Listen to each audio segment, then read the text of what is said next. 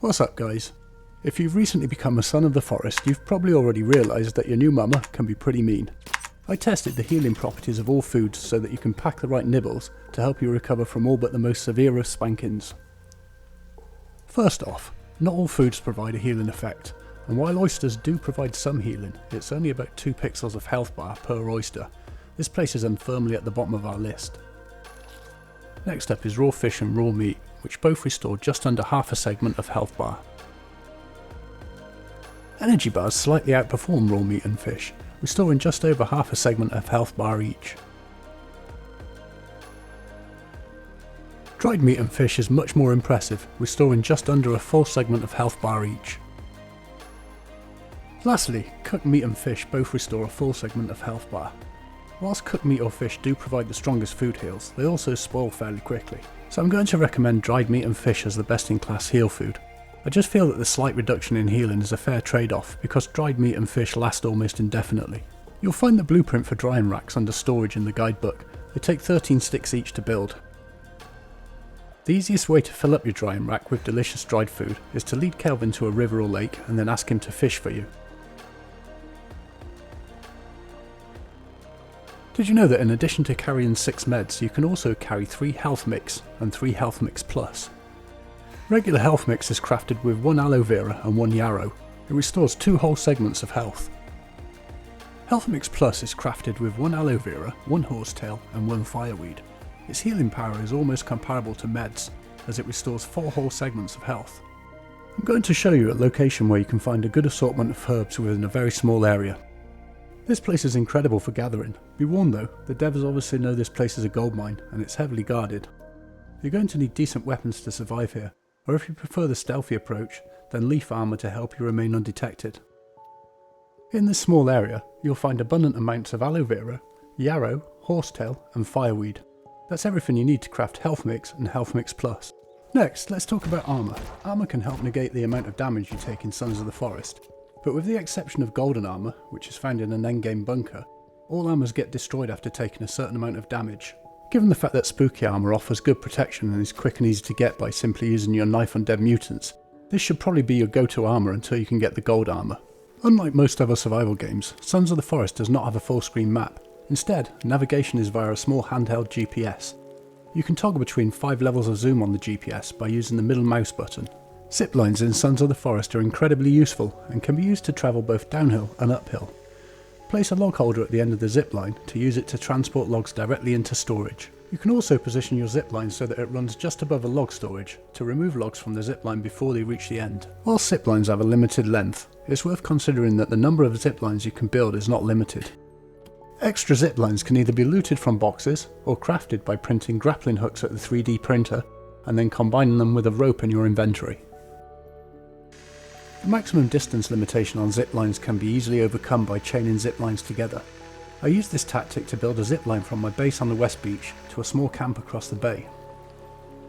This camp has great loot, including MRE food packs, energy drinks, vodka bottles, tarps, batteries and meds. Because the zip line works in both directions, I can easily transport the loot back to my base and store it on shelves. Shelves are crafted via a guidebook blueprint and require 2 logs to build.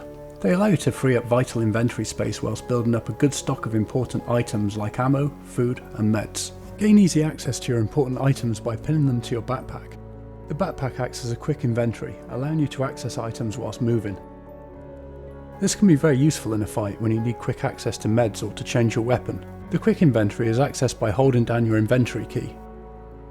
To pin items to your quick inventory, open your regular inventory, select your backpack, and then right click to add or remove items. Unlike Kelvin, who will not engage in combat, Virginia can be armed.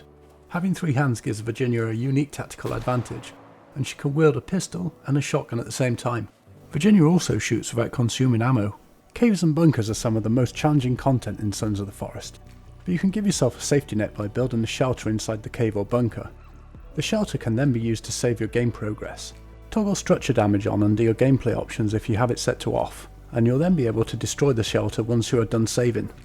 This will allow you to recover your tarp. Did you know that in addition to reducing your max stamina, being cold also makes you tire quicker? You can use a torch as a mobile heat source to keep you warm and dry while gathering resources. Torches can be crafted using one stick and one cloth. Using a standard door to access your base is not a good idea, because mutants and cannibals are able to open them. In order to make your base truly secure, you'll need to replace the front door with a climbing rope wall backed with stairs. The rope faces outwards and allows you to climb into your base, while the stairs allow you to exit the base from the inside. If you take a look at the ground floor of my base, you'll notice that I also have no windows. This is because in addition to being able to open doors, cannibals and mutants are also able to climb through windows. There's also an early access bug that allows enemies to glitch through the walls of your otherwise secure base. Turning off structural damage in the gameplay options fixes this issue, so until the devs have a chance to fix this bug, it's probably best to play with structural damage turned off and only toggle it on when you want to destroy a shelter or a piece of furniture that you built.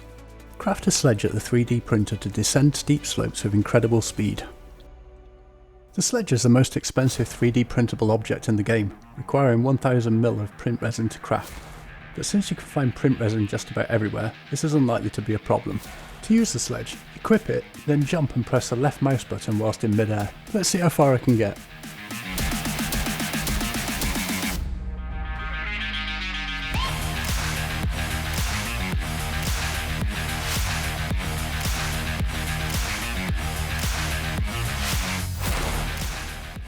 Oh, that's some big air.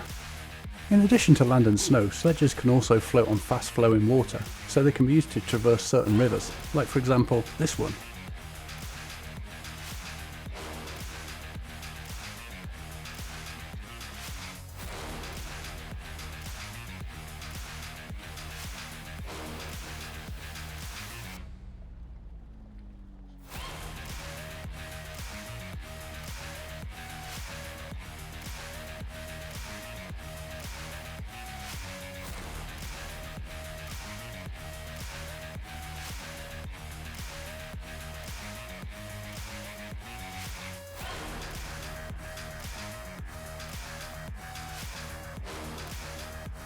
A fairly respectable run, I'm sure you'll agree. Tag the location of important resources on your map by equipping a stick and then pressing the right mouse button to change the action icon from break stick to place upright. After planting the stick in the ground, you can then place a GPS tracker on the upright stick. You can toggle through various icons on the GPS tracker by pressing the right mouse button. But unfortunately at the moment, all placed trackers seem to default back to the green GPS icon. Gather feathers to craft arrows by hunting seagulls on the beach. They can be killed pretty easily with a slingshot, though the camera angle means that you will need to aim a bit lower than you would expect in order to hit your target. You'll get used to this after a few shots. When you kill a seagull, 4 feathers will float into the air that you can collect as they flutter to the ground.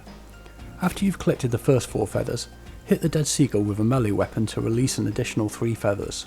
After you've collected those, you can hit the seagull a second time for a final additional 2 feathers. You can also craft birdhouses that will periodically spawn feathers, but hunting seagulls is a much faster way to get a decent amount. You can change the ammo type on the crafted bow, compound bow or slingshot by aiming at the ground and pressing the middle mouse button. The compound bow and the crafted bow can both shoot stone, 3D printed and carbon arrows, while the slingshot can shoot small stones or golf balls. Now that the hang glider has been added to the game, you might be wondering where you can find it and how it works. First of all, there seem to be numerous hang gliders scattered around the map, but you can find one here. Hang gliders are not added to your inventory like other items, but they do stay where you left them when you save and quit the game. I think hang gliders are a real game changer as they allow you to cover huge distances on the map very quickly and safely. Furthermore, while you do need a decent sized hill to take off from, you don't need to climb to the top of the snow covered mountain in the middle of the map in order to gain enough height. I took off from a coastal cliff near the west beach and was easily able to reach the north beach near the rebreather cave. The other item added in the recent patch is the binoculars, and if you're wondering where you can find those, the answer is about 100 feet beneath my current location.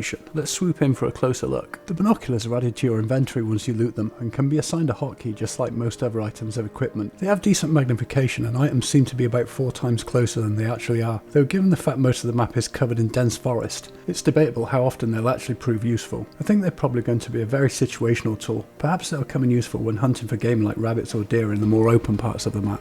Have you ever wanted to take one of the radios from a bandit camp and put it in your base? It looks like that might be possible. If you ask Kelvin to follow you and then lead him to a bandit camp, an option will appear in the notebook allowing you to tell Kelvin to get the radio and follow you. Unfortunately, every time I tried this, the radio glitched out and disappeared on the way back to my camp. Let me know in the comments if you've had any better luck.